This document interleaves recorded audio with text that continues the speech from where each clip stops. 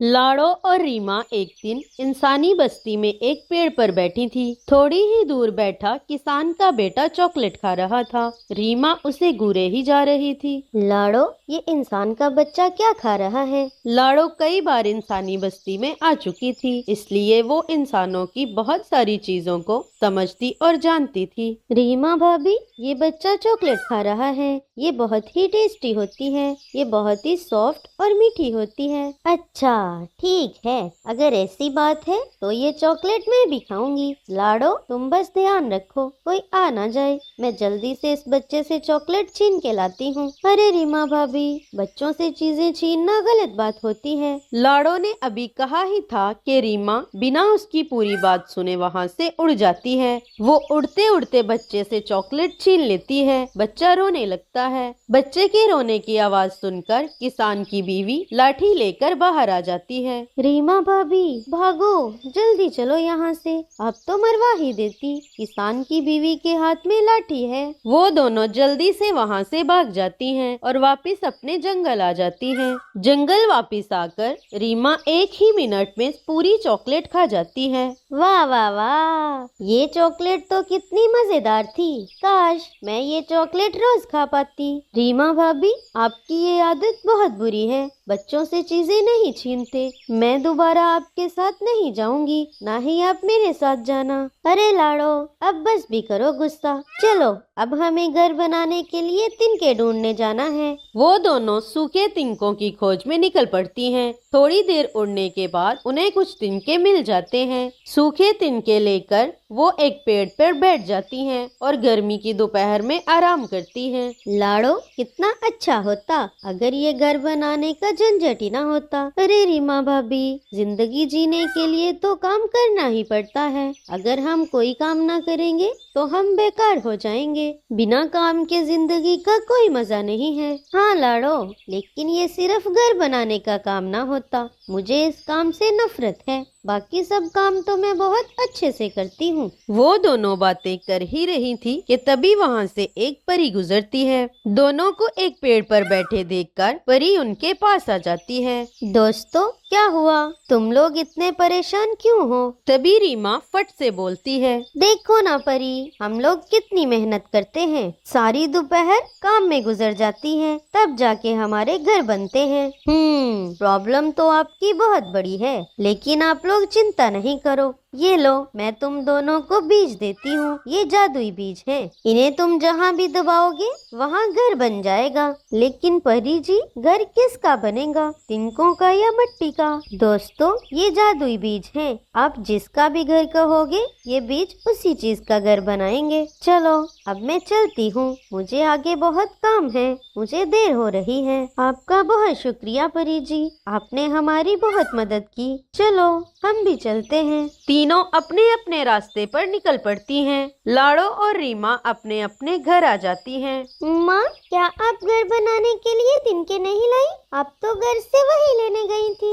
अरे बच्चों, आप लोग मेरे साथ जमीन पे चलो, मैं आपको कुछ दिखाती हूँ। लाड़ो पिंकी और टीलू को लेकर जमीन पर आ जाती है। परी ने दिए हुए जादुई बीज को वो जमीन के नीचे दबा देती है और सोचने लगती है, अभी गर्मी का मौसम है। गर्मी में तो मिट्टी का घर ही सही रहेगा। हे जादुई बीज, मुझे मिट्टी का घर बना दो। लाड़ो ने ऐसा कहा ही था कि तभी वहाँ पर एक मिट्टी का प्यारा सा घर बन जाता है।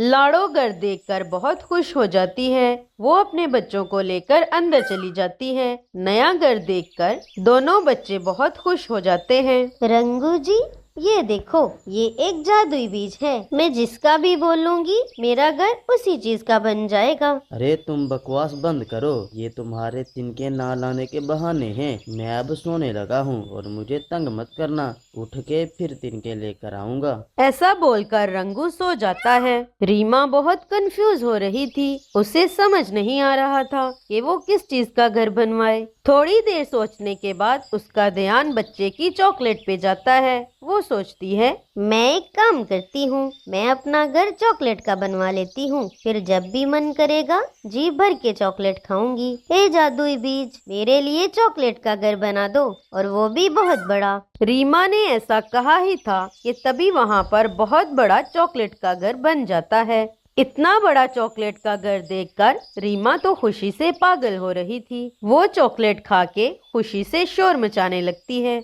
रीमा का शोर शराबा सुनकर रंगू की आंख भी खुल जाती है। वो रीमा के पास आ जाता है। रीमा तो अपनी ही धुन में मगन थी। हा, मेरा चॉकलेट का घर, मेरा अपना इतना बड़ा चॉकलेट का घर। अब तो जब भी मन करेगा मैं पेट भर के चॉकलेट खाऊंगी। अरे रीमा, मैं कोई सपना तो नहीं देख रहा, ये कैसे हो गया? रंगू जी, तुम देखते रहो सपने, मैं तो चली चॉकलेट खाने।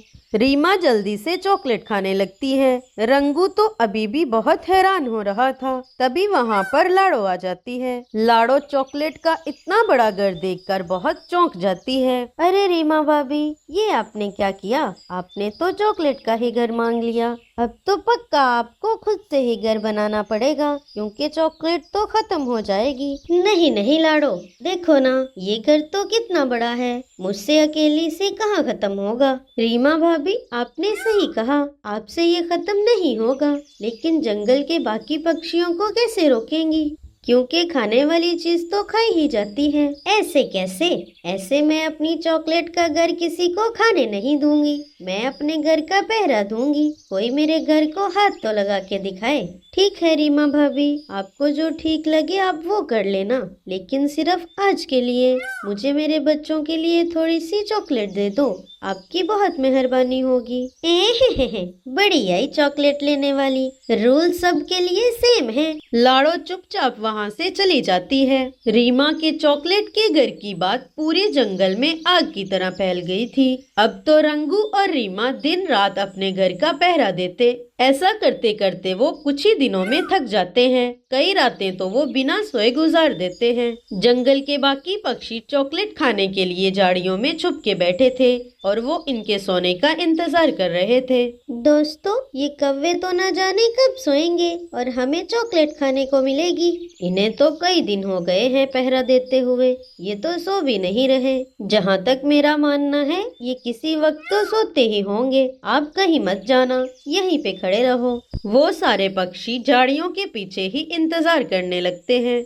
रीमा और रंगू का नींद से बुरा हाल हो रहा था। अब तो वो खड़े भी नहीं हो पा रहे थे। अरे रीमा, अब मुझसे और नहीं होगा, अब मैं सोने जा रहा हूँ। हाँ रंगू जी, अब तो मुझसे भी नहीं हो रहा, मुझे भी बहुत नींद आ रही है, मैं तो खड़ी भी नहीं हो पा रही हूँ। अरे रीमा, एक काम करते हैं, हम थोड़ी देर सो लेते हैं, उसके बाद फिर हम जाग जाएंगे। ऐसा कहकर वो दोनों सो जाते हैं। उन्हें जाता देखकर झाड़ियों में छुपे सारे पक्षी इन दोनों के चॉकलेट के घर पे टूट पड़ते हैं। सारे पक्षी पेट भर के चॉकलेट खाते हैं और अपने बच्चों के लिए साथ भी ले जाते हैं। रंगू और रीमा इतने थके हुए थे कि एक बार सोने के बाद उनकी जल्दी आंख ही नहीं खुली। लगातार 2 दिन सोने के बाद जब उनकी आंख खुलती है तो उनका चॉकलेट का घर खत्म हो चुका था। हाय रे, मेरी फूटी किस्मत। रंगू जी, हमारा चॉकलेट का घर कहाँ गया?